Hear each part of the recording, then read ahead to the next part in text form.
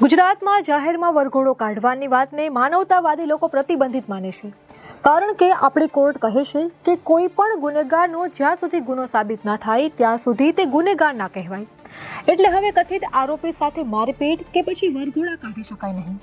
ચાલો માની લઈએ કોર્ટની વાત પણ સાચી છે, માનવતાવાદી લોકો પણ સાચા છે. પણ શું આ વિચાર આપણને ત્યારે આવે છે કે જ્યારે આપણે પોતાના પરિવાર પર આવા કોઈ લુખ્ખાઓનો હુમલો કરે છે? શું ત્યારે વિચાર આવે છે કે પોલીસ આપણા પર હુમલો કરનારા લુખ્ખાઓની જાહેરમાં સરભરા કરીને તેની હવા ન કાઢે? જી નહીં.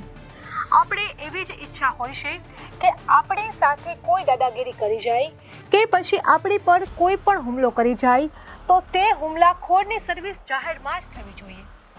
સૌ કોઈ જાણે છે ન્યાય મેળવવાની પ્રક્રિયા કેટલી લાંબી હોય છે, પરંતુ હવે મારે વાત કરવી છે ગુજરાતના એવા કેટલાક કિસ્સાઓની જેના કારણે લુખ્ખાઓ શહેર છોડી દેતા હતા અથવા તો લુખ્ખાગીરી બંધ કરી દેતા હતા.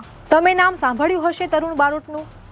આ એ સુપર કોપ છે કે જેને જોઈને ભાવનગરના લુખ્ખાઓએ ભાવનગર છોડી દીધું હતું.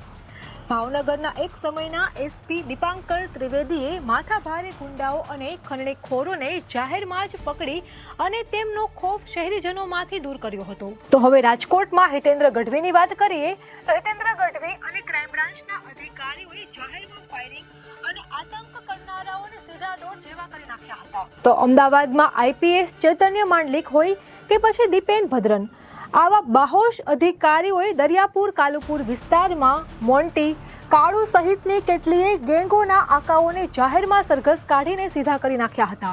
વડોદરામાં પણ પાણીગેટ અને વાડી વિસ્તારમાં આતંક મચાવનારા માથાભારે તત્વોને જાહેરમાં માફી મંગાવી પછી સીધા થઈ ગયા હતા. તમે નામ સાંભળ્યું હશે રાજદીપસિંહ નકુમનું, જેની દંડાવાળી થતાની સાથે જ ચિરાગ કોટી જેવા ક્રિમિનલ જેલમાં ગયા અને જાહેરમાં વરઘોડા નીકળ્યા.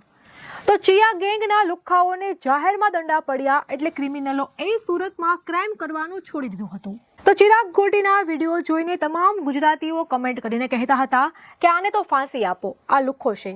ત્યારે કેમ કોઈ માનવતાવાદી વકીલ આગળ ના આવ્યો?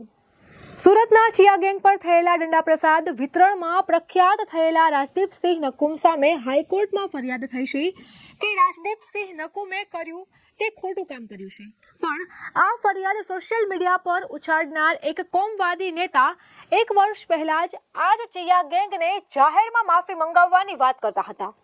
પરંતુ અત્યારે એવું તો શું થયું હશે કે દલિત પરિવાર પર હુમલો કરનારા ચિયા ગેંગને બચાવવા માટે આ કોમવાદી નેતાને આગળ આવવું પડ્યું? તમે જે વિચારો છો તેવું જ છે, આખી દાળ જ કાઢી છે.